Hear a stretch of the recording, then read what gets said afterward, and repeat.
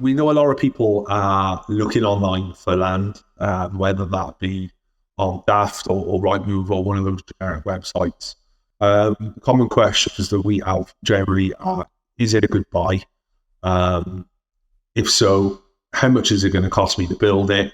And am I going to have any issues when I actually come to site and going through the construction process? So we just put together this quick tutorial just to show people how we go through stuff at a very high level. Obviously, we do this stuff on behalf of clients as well. And in order to go through site viability as quickly and as efficiently as possible, we need to be able to systemize everything so that we can pick up any potential constraints early doors. And obviously, if it isn't a potential development site or deal, we can obviously move on to assess it the next plot of land. So what you've got here is a stage 1 development appraisal. So this is an Excel sheet, obviously, which we'll have open when we're looking through the websites and when we're looking through for any deals that might come our way or the way of our clients. We try and keep the inputs as few as possible, to be honest with you. So you can see there in yellow the items that I need to populate, and then there's a few other items you might need to do down the line, but we'll come to that in a second. I've just found a case study online. So this is a plot of land for sale in 2011.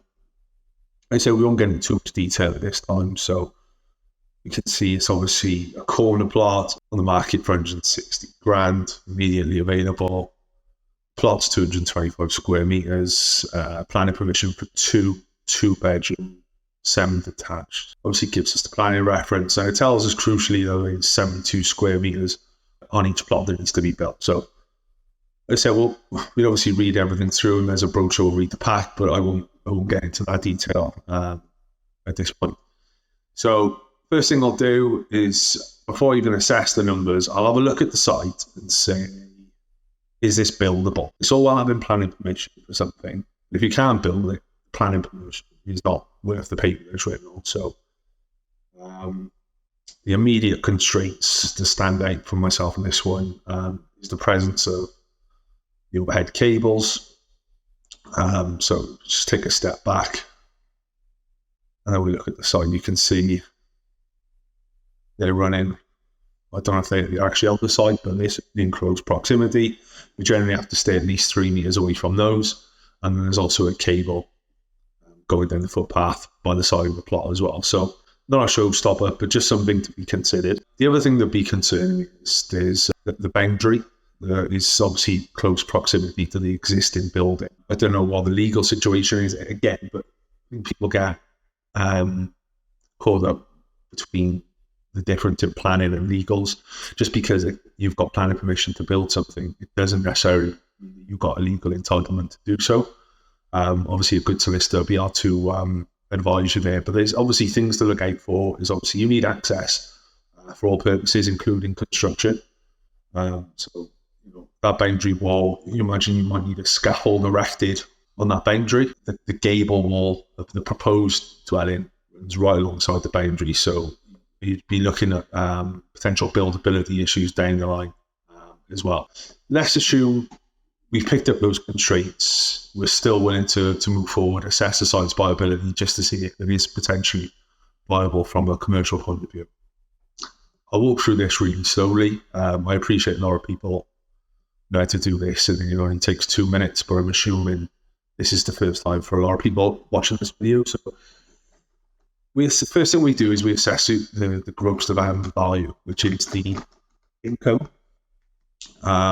So how we'll do that is we'll establish what's the total square foot of the net internal area of the development. So we know that it was 72 units times 2, which is 144 square meters. We always try and work in square feet so that we can compare apples with apples with build costs as well. The square feet would be a lot more reliable than square meter. 44 square meters times 10.764.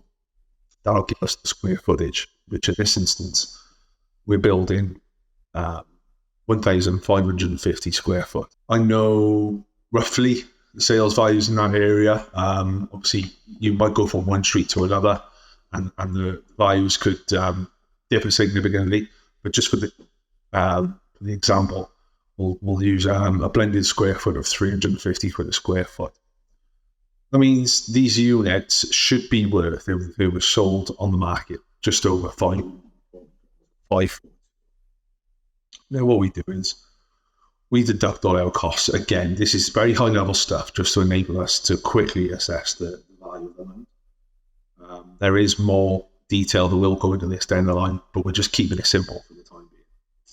So, purchase price is 160 grand, obviously plus the stamp. Like I said, we're keeping it busy for the time, simple for the time being.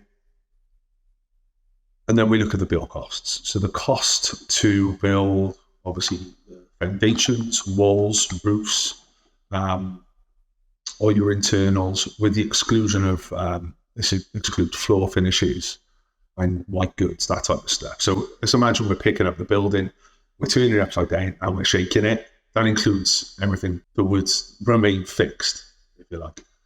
The next one is the abnormals. This is where a lot of deals fall down. I think maybe an amateur mistake or somebody who is doing this for the first time, but this is certainly where I've fallen down previously when we were starting off and I was assessing sites and we weren't factoring these things in. And like I said, I know we want to keep it simple, but with time you learn to price these things in fairly easily. And what's 5 minutes now could save you weeks, if not months down the line, and aborted costs in planning fees, legal fees, builders, and obviously your time. So I've just listed 4 or 5 of the most common there. So obviously, if there was an existing building, we'd allow for demolition at this stage, site clearance. So if there's a load of crap on your site that needs to go, again, factor it in. And then the most common problem, and these are hard to pick up at this stage, but generally the ground, you can, if you're on a steep site and you're going to have to remove spoil or do a cut and fill exercise, it pays to throw something in. At this stage, there's obviously a lot of sites out at the moment that you think stack up, and then you look at the site and you realise there's going to be a load of spoil to go off site. You're building retaining walls, all this type of stuff. So if you're in construction or if you've done a self-build before, you'll know rough costs for this stuff, and it pays to add it in at this point. And then things like I've just said, removal of deleterious materials. Obviously, that's in the ground. We wouldn't have done a site investigation survey. But I said, over the last, say, 5 or 6 years now, every time we come across an abnormal cost, that goes on the list, and then it's under my stage 2, stage 3 tracker. So there's probably 78 items on there now that we check off when we look at assessing the new site. So back to the cost, we're saying there's no abnormal costs. So the total cost to build that site out would be in the region of 310 grand, which is 200 quid a square foot now. Obviously, it depends on specification, whether you're building yourself, if you're bringing a builder in, obviously, what the quality is and experience. So I just know roughly, give or take 200 quid a square foot is about right. Obviously, we need to factor in any local contributions in there as well. And obviously, a contingency needs to go in there. I know a lot of people are trying to do without this. My understanding is a lot of lenders at the moment are asking for 10% contingency, so certainly put 5 in there as a minimum.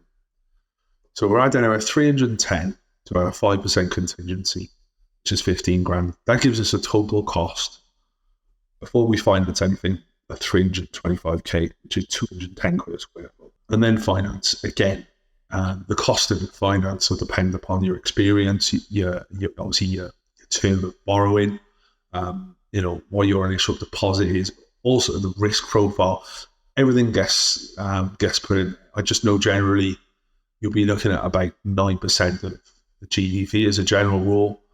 That works to just quickly do an assessment of these sites at a very high level. Going back to even 12 months ago, that might have been as low as, say, 7%. So obviously we factored in interest rises in the period. So the top and bottom of that is 534 grand is the total cost, including finance. Now, obviously, if you've got £500,000 floating about, then you might not need to finance this, and then you can add the 50 grand into your say construction costs, or you obviously take it off altogether, and it might make the numbers more viable. But as things stand, the profit is only 8 grand, which is 1.5% of the GDP. So this site wouldn't be a deal for a developer. I mean, it could stack up for maybe a builder who was looking to keep his guys working for 12 months, and obviously their costs would come out of the 300 grand build costs. And he might hope that he's going to build a better product and increase the sales value to 350, closer to 400. And he might also be hoping that he can build them out for 150 a square foot. Okay, so it's just managing that risk and uncertainty. But I suppose this site is most likely to be picked up by, for instance, if you had a family, if you had maybe you had a family with 2 young kids who were looking for a plot. They didn't necessarily want profit in the deal, but they wanted to build something for themselves. Then the profit doesn't really come into it. So they would know that they'd be able to build this out, and they would be picking up a nice plot for something close to what they would build something for themselves. So yeah, that's generally how we do it. I'll keep assessing a few sites, and if anyone else has got any they want me to take a look at, obviously send them on, and I'll see if I can do those as well.